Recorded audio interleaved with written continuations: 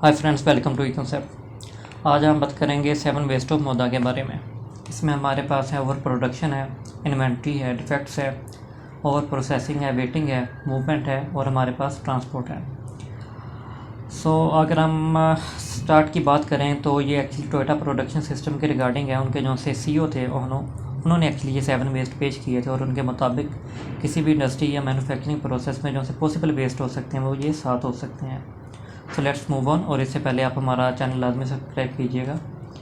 So first we have over production, जो से हमारे पास वेस्ट है।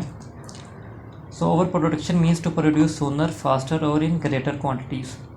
तो इसके लिए क्या पॉसिबल रीजंस हो सकती हैं? PPC फेलियर है, पुअर फोरकास्टिंग है। PPC means production planning and control. इसमें आप उसमें डिपार्टमेंट की गलती भी कह सकते हैं। यूजुअली हमारे पास इंडस्ट्री के अंदर जब प्रोडक्शन हो रही होती है उसके पीछे मेनली 3 रीजंस होती हैं। फर्स्ट हमारे पास कस्टमर ऑर्डर होते हैं। अगर हम कोई भी चीज़ मैन्युफैक्चर कर रहे हैं तो उसके पीछे कस्टमर ऑर्डर होगी, उनकी कस्टमर की रिक्वायरमेंट होगी। और इन केस अगर हमारे पास कस्टमर ऑर्डर की रिक्वायरमेंट भी है, प्लस क्वाइट पॉसिबल है कि हम डोमेस्टिक चीज़ें वैसे प्रोवाइड कर रहे हैं रिटेलर सर्विसेज के थ्रू, और उसके लिए हमें क्या होगा कि हमारे पास एक फोरकास्टिंग होगी कि फॉर एग्ज़ाम्पल अगर 2022 चल रहा है तो 2021 के दिस सीज़न में फॉर एग्ज़ाम्पल जैन टू मार्च क्या हमारी सेल्स रही थी और उसके रिगार्डिंग 2022 में हमारी क्या सेल्स होंगी। तो इसमें डिफरेंट फैक्टर्स होते हैं जो से आपकी सेल्स को प्लस माइनस कर सकते हैं। तो कहने का मतलब ये है कि हमारे पास फोरकास्टिंग होती है, हमारे पास कस्टमर ऑर्डर होते हैं और प्लस हमने कुछ चीज़ें इन्वेंट्री के तौर पे बनाना होती हैं या स्पेयर्स के तौर पे बनाना होती हैं। तो यूजुअली हमारे पास ये 3 होते हैं रीजंस किसी भी चीज़ को मैन्युफैक्चर करने के लिए। तो पूरी फोरकास्टिंग अगर आपकी है, अगर आप असेस नहीं कर सकते कि आपकी सेल्स क्या होंगी तो उसकी वजह से आपको प्रॉब्लम आ सकती है। आप चीज़ें ज़्यादा बना लेते हैं तो उसकी एक अल्टीमेट कॉस्ट आपको बेयर करना पड़ सकती है। Temptation to produce when there is idle worker और टाइम। सिंपल सी बात, अगर आपके पास टाइम है, आपके पास वर्कर्स हैं और आप उसको ज़्यादा से ज़्यादा मैक्सिमम प्रोडक्शन लेवल पे लेके चले जाते हैं तो आपके पास चीज़ें ज़्यादा बन जाएंगी। होगा ये कि आपकी हायर इन्वेंट्री कॉस्ट होगी और प्रोडक्शन कॉस्ट होगी। आपकी चीज़ें जो सी ज़्यादा क्वांटिटी में बनने की लाजमी बात, आपको उनको कहीं ना कहीं उनकी प्लेसमेंट करना पड़ेंगी, तो उसके लिए आपकी इन्वेंट्री कॉस्ट होगी। प्रोडक्शन कॉस्ट कैसे हायर हो जाएगी? This is very interesting. Actually होता यह है कि जब भी आपके पास ग्रेटर क्वांटिटीज़ में कोई चीज़ पड़ी होती है तो एक्चुअली वो वर्क इन प्रोसेस आपकी इन्वेंट्री हो जाती है, जिसकी वजह से बहुत सी प्रॉब्लम आपकी हिडन होती हैं। फॉर एग्जांपल आपकी डिलीवरीज लेट हो रही हैं लेकिन आपके पास वो इन्वेंट्री में पड़ी हुई है, तो आप उन चीज़ों पे ज़्यादा फोकस नहीं कर रहे होते हैं, लेकिन ओवरऑल उसकी वजह से आपकी जो सी प्रोडक्शन कॉस्ट है वो बहुत बढ़ रही होती है। जिस तरह मैंने अगले पॉइंट पे लिखा होता है, hidden problem occur in work in process inventory. For example हम ये कहते हैं कि हमारी अब कोई आइटम थी, एक सब पार्ट था प्रोडक्ट का, और उससे 10 मार्च को उससे आना था। तो लेट से वो नहीं आया, वो डिले हो गया, तो उसकी लाजमी बात है कोई ना कोई कॉस्ट होगी। लेकिन हमारे पास चीज़ें इन्वेंट्री में पड़ी हुई थी, किस वजह से? ओवर प्रोडक्शन की वजह से। या हमारे पास वर्क इन प्रोसेस इन्वेंट्री वो होती है जब कोई भी एक प्रोडक्ट बन रही होती है तो उसके डिफरेंट स्टेप्स होते हैं, तो बिटवीन द स्टेप्स जो थी हमारे पास इन्वेंट्री पड़ी होती है, जो एक आइटम कंप्लीट तो नहीं बनी होती लेकिन वो उसमें कुछ ना कुछ उसकी प्रोसेसिंग हुई होती है। तो हमारे पास वर्क इन प्रोसेस इन्वेंट्री पड़ी होती है, जिसकी वजह से वो साइकिल तो चलता रहता है, लेकिन वो जो सी प्रॉब्लम्स हैं, फॉर एग्जांपल जो सी डिलीवरीज लेट आई हैं, कुछ क्वालिटी की प्रॉब्लम है, वो उसके अंदर आ जाती हैं और वो नज़रअंदाज हो जाती हैं। तो इसके लिए एक प्रोडक्शन कॉस्ट होती है जो सी बढ़ जाती है। हमारे पास प्रोडक्शन के यूजली 2 मॉडल होते हैं, पुश टाइप होता है और पुल टाइप होता है।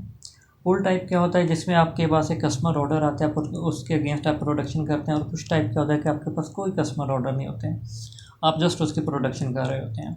तो हमें क्या है कि पुल टाइप जो सी प्रोडक्शन है वो इसके लिए बेहतर है, ताकि आपके ओवर प्रोडक्शन की कॉस्ट मिनिमाइज हो। आपके पास जो से कस्टमर ऑर्डर हैं और अगर आप फोरकास्टिंग कर रहे हैं तो बहुत एक्यूरेट फोरकास्टिंग आपकी होनी चाहिए। इसको जस्ट इन टाइम फिलॉसफी भी कह सकते हैं कि कोई भी चीज़, ये सबसे बेहतर कॉन्सेप्ट है जस्ट इन टाइम का, JIT मैन्युफैक्चरिंग का, कि कोई भी चीज़ राइट टाइम पे राइट प्लेस पे अवेलेबल होनी चाहिए। ठीक है जी। तो जैसे ही कोई चीज़ अगर लेट से TPS में ये है कि आपने टोयोटा प्रोडक्शन सिस्टम में है ये कि आपने जैसे ही चीज़ें बनाना होती हैं, वो मीन वाइल कानबान सिस्टम है, मीन वाइल वो स्टेशन पे पहुंच रही होती हैं, देन ही वो बन के और वो फैक्ट्री से आउट जा रही होती हैं। मतलब उन्होंने नो इन्वेंट्री का कंसेप्ट है जस्ट इन टाइम के अगेंस्ट, कि अगर आपने कोई इन्वेंट्री नहीं रखनी तो उसका हम कहेंगे जस्ट इन टाइम फिलॉसफी। इसके बाद हमारे पास आता है इन्वेंट्री। पहली बात यह है कि इन्वेंट्री एक एसेट के तौर पे यूज़ होता है कि बर्डन के तौर पे, ये दोनों के तौर पे लिया जा सकता है। It's a complicated question. اب بہت سی کمپنیز ہیں جو سی انوینٹریز کو رکھنا پسند کرتی ہیں ایکچولی، اور آپ سمجھ بھی سکتے ہیں لیٹ سے ایک اسپیئر پارٹس ہے ان کی آپ انوینٹری مینٹین کر سکتے ہیں تاکہ آپ کوئی بھی ڈاؤن ٹائم آ جائے آپ کے پاس اسپیئر پارٹس موجود ہوں، یا آپ کی فلکچویٹنگ ڈیمانڈ ہوتی ہیں فورکاسٹنگ کے اندر، بعض اوقات ایسا ہوتا ہے کہ آپ کی ڈیمانڈس بڑھ جاتی ہیں، لیٹ سے کووڈ ایریا ہے تو میں بھی کچھ ایسی چیزیں تھیں جن کی ڈیمانڈ زیادہ بڑھ گئی تھی، لیٹ سے فیس ماسک تھے تو ان کی ڈیمانڈ بڑھ گئی تھی، تو ایسی چیزوں کے لیے تو انوینٹری آپ کو رکھنا پڑتی ہے، ٹھیک ہے۔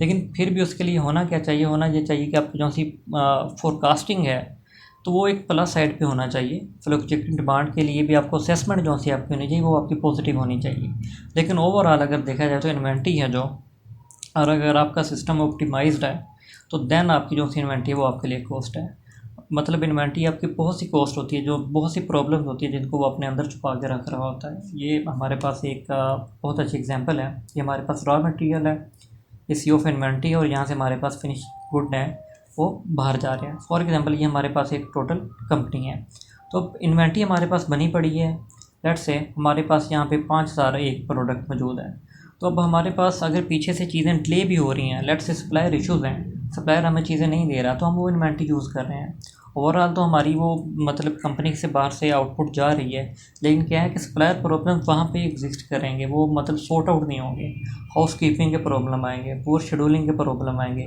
کوالٹی پرابلمز آئیں گے، لانگ سیٹ اپس آئیں گے، تو ان کا کہنے کا مطلب ہے کہ جب تک ہمارے پاس انوینٹری رہتی ہے یہ جو سے پرابلم ہے یہ اکر ہو رہے ہوتے ہیں اور ان کی کوئی نہ کوئی کاسٹ ہوتی ہے یا نظر انداز ہو رہے ہوتے ہیں انوینٹری ہونے کی وجہ سے۔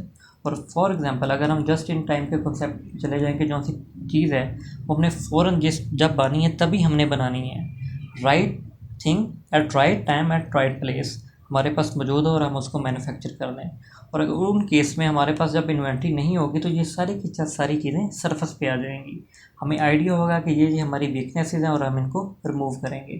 تو یہ ہوتا ہے کہ آپ کے جب ورک ان پروسیس انوینٹری آپ کے پاس یا فنش گڈ کی بھی پڑی ہوتی ہے تو آپ کے پاس بہت سی پرابلمز ہیں وہ ہڈن چلی جاتی ہیں۔ تو کیوں ہوتی ہے inventory? It can happen due to over purchasing, آپ نے اوور پرچیز کر لیا، over producing in WIP work in process میں، ایکسیڈنگ کسٹمر ڈیمانڈ، نے کسٹمر ڈیمانڈ کو ایکسیڈ کر لیا یا آپ نے فورکاسٹنگ غلط کر لی۔ Inventory stock versus just in time manufacturing, یہ نیو کنسیپٹ ہے جس میں آپ کے پاس زیرو انوینٹری ہوتی ہے لیکن انوینٹری اسٹاک بھی لوگ بلڈ کرتے ہیں، لیکن اوور آل یہ ایز اے کوسٹ میں گنا جاتا ہے۔ اگر آپ کا سسٹم بہت آپٹیمائزڈ ہے اسٹل آپ کے پاس انوینٹری بہت زیادہ موجود ہے تو یہ ایک سوالیہ نشان ہے آپ کی پرفارمنس پہ۔ دین ہمارے پاس آتا ہے ویٹنگ، ورک فورس اور material waiting for work سائٹل to be completed, material often spend 90% of its time in waiting. Time delays happen in the system and called time traps. Process cycle efficiency is equal to value added time divided by cycle time. Optimize production process، یہ اس کے بارے میں بتایا گیا کہ ہم اس کو کس طرح ریموو کر سکتے ہیں، آپ کے پروڈکشن پروسیس ہے ان کو اپنے آپٹیمائز کرنا ہے۔ اس کی ہمارے پاس نہایت ہی اچھی ایگزامپل ہے، فار ایگزامپل ہمارے پاس ایک پیلٹس آئے ہیں، کوئی ہمارے پاس را فارم میں ووڈ آئی ہے، ہم نے کوئی پیلٹس بنانے ہیں، تو ہم ہوتا کیا ہے، ان پٹ آئی ہمارے پاس، ویٹ فار انسپیکشن ہے، دین ویٹ ٹو بی مووڈ ہے، دین موو ٹائم ہے، ٹھیک ہے جی موو ہو رہی ہے، ویٹ ان کوئی فار آپریٹر ہے، آپریٹر آتا ہے، سیٹ اپ ٹائم ہے وہ اس کو جی مشین کے اوپر لوڈ کرتا ہے، دین رن ٹائم ہے، اور دین ہمارے پاس آؤٹ پٹ آتی ہے۔ لیکن اگر ہم اوور آل سائیکل دیکھیں وہ تو یہاں سے لے کے یہاں تک ہے، لیکن جو سی ہمارا رن ٹائم تھا وہ جسٹ 5% تھا، 95% جو سکتی پروڈکٹ ہے اس نے ویٹ کیا، یہی جسٹ ان ٹائم کی بات ہے کہ جیسی چیز آئی اور فوراً اسٹیشن پہ پہنچ گئی ہے، اس کی نیڈ تھی وہ وہاں پہ چلی گئی، اس کو انسپیکشن کرنے کی کوئی نیڈ تھی کیونکہ آپ کے سپلائر اتنے اچھے تھے، ان کی کوالٹی اتنی اچھی آپ نے مینٹین کی ہوئی تھی کہ ان میں کوئی پرابلم نہیں آ رہی۔ تو یہ چیزیں ہیں جو سی ڈسکس کرنے والی ہیں کہ آپ کے پاس 95% ہے جو سا وہ آپ کا ویسٹ ہے ویٹنگ کے اندر، تو یہی ہمارے ٹائم ٹریپس ہیں، time delays happen in the system card time traps, یہ ٹائم ٹریپس ہیں، ٹھیک ہے جی۔ موسٹ آف دا انڈسٹریز میں چیزیں ہیپن ہو رہی ہوتی ہیں، اور اگر آپ کسی انڈسٹری میں کام کریں تو آپ دیکھ سکتے ہیں کہ واقعی جو سی چیزیں ہوتی ہیں وہ 5% ہی ان کا ریم ٹائم ہوتا ہے، اور اس 5% کے اندر بھی 70% آپ کہہ لیں کہ چیزیں لوڈ ان لوڈ ہو رہی ہوتی ہیں اس مشین کے اوپر، 30% ہی اس کے اوپر رننگ ہو رہی ہوتی ہے۔ تو آپ اس پروسیس کو آپٹیمائز کر سکتے ہیں سنگل پیس فلو کے تھرو، ایفیشینٹ لے آؤٹ کے تھرو، آپ سنگل پیس فلو بنا لیں، کوئی بھی چیزیں آ سکتی ہیں، آپ ایفیشینٹ لے آؤٹ اچھا بنا لیں، اپنے سسٹم کو امپروو کر لیں، ٹھیک ہے جی، بیچ سسٹم بنا لیں، تو اس میں ملٹیپل ہو سکتی ہیں، یہ ہم نے چاند ایک مینشن کی ہوئی۔ دین ہمارے پاس آتا ہے motion, in necessary movement of people parts اور machine with in a process, یہ کسی ایک پروسیس کے اندر جو سی ان نیسیسری موومنٹ ہے لوگوں کی، مشینوں کی، پارٹس کی، اس کو موشن کہیں گے۔ For example walking, lifting, reaching, bending and moving, waste of time and energy, work place should be well organized. 5S اس کے بارے میں ہے. ایکمنٹ پلیسنگ ایٹ ہے نا ارگونومک پوزیشن, جو سی بیسٹ سیوٹیبل پوزیشن ہے جو سی آپ کے قریب ہے. نہایت اچھا ہے کہ آپ کے پاس لیٹ سے کہ ہمارے پاس ایک ڈائیگرام ہے, اور اس کو یہاں پہ جا کے چیز اٹھانا ہے اور یہاں پہ چیز اٹھانا ہے, تو یہ چیز اٹھانا یہاں پہ سمپل ہے بجائے اس کے کہ وہ گھوم کے وہاں پہ جائے. بہت ریزنز ہو سکتی ہیں. فار ایگزامپل اگر آپ نے کسی واش روم میں اگر آپ نے فریش ہونے ہی جانا ہے تو آپ کی جو سی وہ ورکنگ ایریا ہے اگر وہ اس کے قریب ہے کہ دور ہے, اگر آپ نے پانی پینے جانا ہے وہ قریب ہے کہ دور ہے, بہت سی اس میں چیزیں آ سکتی ہیں. کہنے کا مطلب یہ ہے کہ موشن ہے لوگوں کی, جس میں لوگوں کی موشن آ جاتی ہے, پارٹس کی, اسٹور سے پارٹس آ رہے ہیں, اسٹور کتنی دور ہے, کینوس سسٹم ہے کہ نہیں ہے, اسٹور سے ہی آپ کو چیز منگواتے کہیں آدھا گھنٹہ تو نہیں لگ جاتا. مشینز ہیں, مشین ایک اسٹیشن پہ پڑی ہوتی ہیں کہ ان کو ڈفرینٹ اسٹیشن پہ موو کرنا پڑتا ہے. تو موشن جو سی ان میں کسی بھی کی موشن ود ان پروسیس جو سی ہوتی ہے وہ ویسٹ کے طور پہ ہوتی ہے, اور آپ کو اس کو کم سے کم کرنا چاہیے, اور اس میں اس کی پوزیشنز جو سی ہوتی ہے اس کو آپ کو بہتر کرنا چاہیے. 5S کا اس کے اندر بڑا ایک اچھا رول ہوتا ہے. اگر آپ 5S آپ نے مینٹین کیا ہوا ہے, چیزیں آپ نے مینٹین کی ہوئی ہیں, آپ کو پتہ ہے کہ کون سی چیز کہاں پڑی ہے اور آپ نے اس کے اسٹینڈرڈس بنائے ہوئے ہیں, تو لازمی بات ہے جو سی آپ کی ورکنگ ایفیشنسی ہے وہ آپ کی امپروو ہوگی. نیکسٹ ہمارے پاس آتا ہے transportation, unnecessary movement of people اور parts between processes.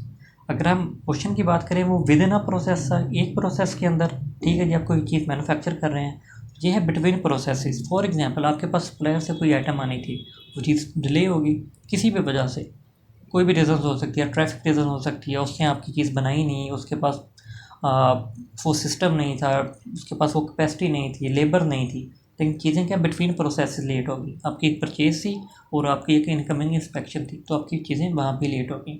For example آپ کے پاس ایک چیز بن کے آ گئی انسپیکشن پہ, دین انسپیکشن کا جو سا پروسیجر ہے وہ بڑا سلو ہے. جب وہاں پہ چیز کی کوالٹی یا ٹھیک نہیں ہے تو انسپیکشن کے اوپر وہاں پہ اگر ٹائم ویسٹ ہو رہا ہے تو یہ بٹوین پروسیسز ہے, اس کے اندر وہ آپ کا کیا ہو رہا ہے کہ ٹائم ویسٹ ہو رہا ہے. Transport doesn't add value to the customer demands. یہی بات ہے, کسٹمر کو جو بھی ڈیمانڈ ہے اس کی ڈیمانڈ ہے پروڈکٹ ہے, اور پروڈکٹ کے اندر ٹرانسپورٹ ہے جو سے وہ کوئی ویلیو ایڈ نہیں کر رہا ہوتا. Excessive movement can lead to product damage and defects. جتنی زیادہ موومنٹ ہوگی ود ان پروسیس اور بٹوین پروسیس, اس کی وجہ سے جو سا پروڈکٹ ہے وہ ڈیمیج ہونے کے اور اس میں ڈیفیکٹ آنے کے زیادہ سے زیادہ چانسز ہوں گے. ریزلٹس کیا اس کے آتے ہیں, ویسٹ آف ٹائم ہے اور ویسٹ آف انرجی ہے, ورک فورس کی بھی ہے, پروسیس کی بھی ہے. فیسیلیٹی لے آؤٹ آپ کا اچھا ہونا چاہیے, پروسیس فلو ایفیشنسی آپ کی اچھی ہونی چاہیے. آپ کے مطلب پروسیسز کے اندر اس میں آپ کے کسٹمر آ جاتے ہیں, آپ کے اس کے اندر لیٹ سے آپ نے ریٹیلر تک پہنچانی چیزیں وہ آپ کیسے پہنچا رہے ہیں, ود ان دا پروسیس چیزیں مینوفیکچر کیسے کر رہے ہیں, سپلائر سے چیزیں کیسی آ رہی ہیں, را مٹیریل کی موومنٹ کیسے ہیں, تو ملٹی اس میں چیزیں آ جاتی ہیں. دین ہمارے پاس آتا ہے ڈیفیکٹس اور rework. Product that doesn't mean customer requirement. آپ کی پروڈکٹ آپ نے بنا لی ہے لیکن وہ کسٹمر کی ریکوائرمنٹ پورا نہیں کر رہا. دو صورتیں ہو سکتی ہیں, یا تو یہ کہ آپ جو سی پروڈکٹ ہے وہ ریکوائرمنٹ ہے اور وہ ریجیکٹیڈ ہے 100%, اس کو آپ کو مطلب اسکریپ کرنا پڑے گا, اور سیکنڈلی یہ کہہ سکتے ہیں کہ آپ کو اس کو ری ورک کرنا پڑے گا. دونوں صورت میں آپ کا نقصان ہے, کم زیادہ ہو سکتا ہے لیکن ہے نقصان ہے.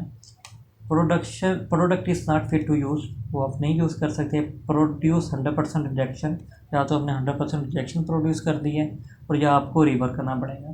ہوگا کیا, ویسٹ آف ٹائم ہوگی, ویسٹ آف انرجی ہوگی. Results last customer and reduce company reputation. یہ اچھی بات ہے, لازمی بات ہے. آپ کی جو سی ڈیفیکٹیو پروڈکٹ ہے اگر تو آپ کو with in the factory premises آپ کو پتہ چل رہی ہے کہ اس میں ڈیفیکٹس ہیں اور آپ دور کر لیتے ہیں, وہ تو ٹھیک ہے, اس میں بھی آپ کی ٹائم اور انرجی تو ویسٹ ہوگا, لیکن ایٹ لیسٹ یہ ہے کہ آپ کے کسٹمر کے جو سی امنگ کسٹمر آپ کی ریپوٹیشن ہے کمپنی کی وہ مطلب خراب نہیں ہوگی. لیکن اگر وہ چیز اینڈ یوزر تک چلی جاتی ہے تب جا کے پتہ چلتا ہے وہ جی اس میں تو یہ ایشوز آ گئے ہیں, دین اس کی وجہ سے آپ کو کافی پرابلم ہوگا, آپ کی کمپنی کی جو سی ریپوٹیشن ہوگی اس کو کافی سیویئر پرابلمس ہوں گی. Identification of risk regarding facts. آپ کو آئیڈینٹیفائی رسک کرنے پڑیں گے کہ کون کون سے اس میں رسک آ سکتے ہیں, کون سے ڈیفیکٹس آ سکتے ہیں, ان کو آپ کو ریموو کرنا پڑے گا. 6 سگما اس کی بہت اچھی ایگزامپل, اگر آپ امپلیمنٹ کرتے ہیں تو لازمی بات ہے آپ کے جو ڈیفیکٹس ہیں بہت کم ہو جائیں گے. Design process with minimum defects and re work risk. آپ کو پروسیس کو آپٹیمائز کرنا پڑے گا, اس کو میکسیمم ایفیشنسی پہ لے کے جانا پڑے گا, دین آپ کے جو سے ڈیفیکٹس ہوں گے وہ آپ کے کم ہوں گے. ہوگا کیسے, ری ورک ہوگا, اسکریپ ہوگا, انکوریکٹ انفارمیشن پروڈیوس ہوگی, یہ آپ کے پرابلمس آئیں گے. دین ہمارے پاس آتا ہے over processing beyond the standards required by the customer. Over engineer any product اور سروس. یہ بڑا انٹرسٹنگ ہے کہ اگر آپ کوئی چیز کسٹمر کی ایک ڈیمانڈ ہے وہ چیز اب مطلب اس ایکسپیکٹ کے اوپر اسٹینڈرڈس کے اوپر اس کو چیز کی ریکوائرڈ ہے، اور اگر آپ اس کو بہت زیادہ مطلب اور پروسیسنگ اس کے کر سکتے ہو. فار ایگزامپل کسٹمر ایک چیز چاہتا ہے کہ ٹھیک ہے جی آپ اس کو ویلڈنگ کریں، اس کو چونکہ ویلڈنگ جوائنٹ ہے لیکن وہ اس کو مطلب اس کی ایفیشینسی اس کو اتنا ریکوائرڈ نہیں ہے، لیکن آپ نے کیا کیا بھائی آپ ویلڈنگ کر رہے ہیں، آپ کوالٹی اس کی کریں، آپ اس کی فنیشنگ کریں، آپ اس کی گرائنڈنگ کریں، دین آپ اس کے اوپر کوئی اور مطلب فنیشنگ اور شائننگ کر رہے ہیں، آپ کوئی اس کے اوپر ایسے پروسیسز اپلائی کر رہے ہیں، لیکن وہ کسٹمر کی ریکوائرمنٹ تھی نہیں. ٹھیک ہے جی اسیٹکس میں آ سکتا ہے، لیٹس آپ اسیٹکس امپروو کرنے کے لیے بہت زیادہ مطلب کوشش کر رہے ہیں کسی بھی پروڈکٹ کی، لیکن کسٹمر کی جو سی ریکوائرمنٹ تھی وہ کوالٹی تھی کہ اس کا رن ٹائم کتنا ہے، رن ٹائم ہونا چاہیے، یوز اس نے کسی آگے پروڈکٹ کے اندر یوز کرنا تھا، اس کو اسیٹکس کے ساتھ کوئی مطلب نہیں تھا کہ وہ کیسی نظر آتی ہے، لیکن آپ نے اس کی ساری لک پہ اوپر بڑا کام کیا.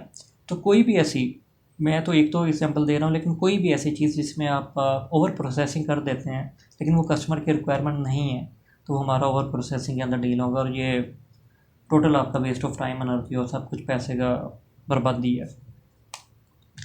اور اس میں اب جہاں تک ہمارے پاس جو سے 7 ویسٹ ہیں وہ کمپلیٹ ہو گئے ہوئے ہیں، لیکن لین مینوفیکچرنگ کے اندر دوبارہ شامل کیا گیا ہے کہ ویسٹڈ ٹیلنٹ، یہ بھی ایک ویسٹ کے طور پہ شامل کیا گیا ہے کہ اگر آپ کے پاس ٹیلنٹ ہے ان دا فارم آف مشینس ہے، مینلی آپ کے پاس ورک فورس کی فارم میں ٹیلنٹ ہوتا ہے اور اس کو آپ نہیں صحیح طرح یوز کرتے، اگر آپ اپنی ورک فورس کو نہیں یوز کریں، آپ کے پاس جو اکوپمنٹ ہے آپ اس کو نہیں یوز کر رہے، تو وہ آپ کا ایک ویسٹ ہے. Not ہارنیسنگ the real power of the work force, resources are not being used efficiently. ٹھیک ہے جی ورک فورس بھی آپ کا ریسورسز ہیں، مشین بھی آپ کے ریسورسز ہیں. Zero engagement of patient manager with the front life workers, مشینیں ہو یا ورکر ہو، کام آپ کے ورکرس نہیں کرنا، مشینوں کے اوپر بھی یا خود بھی. اس میں ہوتا گیا کہ جو سے آپ کے آپریشنس مینیجرس ہیں ان کی جو سی انگیجمنٹ اگر وہ کم ہے لائن ورکرس کے ساتھ بہت کم ہے، تو اس کی وجہ سے کیا ہوگا، آپ کا جو سا ٹیلنٹ ہے وہ آپ کا اوپر نہیں آ سکے گا. آپ نے جب بھی ورک فورس سے کام لینا ہے آپٹیمائز لیول پہ، ایفیشینٹ لیول پہ، تو جو سی انگیجمنٹ ہے وہ نہایت ضروری ہے. پورا implementation of performance management system, اس کی بھی ہے پرفارمنس مینجمنٹ سسٹم یا پرفارمنس اپریزل سسٹم کا مقصد ہی یہ ہوتا ہے کہ آپ نے جو سا ورکرز ہوتے ہیں ان کا بیسٹ اوپر لے کے آنا ہے، اس کی میکسیمم ایفیشینسی پہ ان کو لے کے آنا، ان کی اسکلس کو امپروو کرنا ہے، ان کی ورکنگ کیپیسٹی کو امپروو کرنا ہے. اور اگر آپ کی انڈسٹری کے اندر امپلیمنٹیشن ہے جو سی پرفارمنس مینجمنٹ سسٹم کی وہی پور ہے، تو اس کی وجہ سے لازمی بات ہے کہ آپ کی جو سی اسکل ورک فورس ہوگی وہ اس کا موٹیویشن لیول نہیں ہوگا، تو موٹیویشن لیول نہیں ہوگا تو ان کی وہ ایفیشینسی نہیں ہوگی، تو یہ ایک ویسٹڈ ٹیلنٹ ہمارے پاس ان دا اینڈ آتا ہے. So thank you. That's was all from me. So please subscribe my channel and take care. Thank you.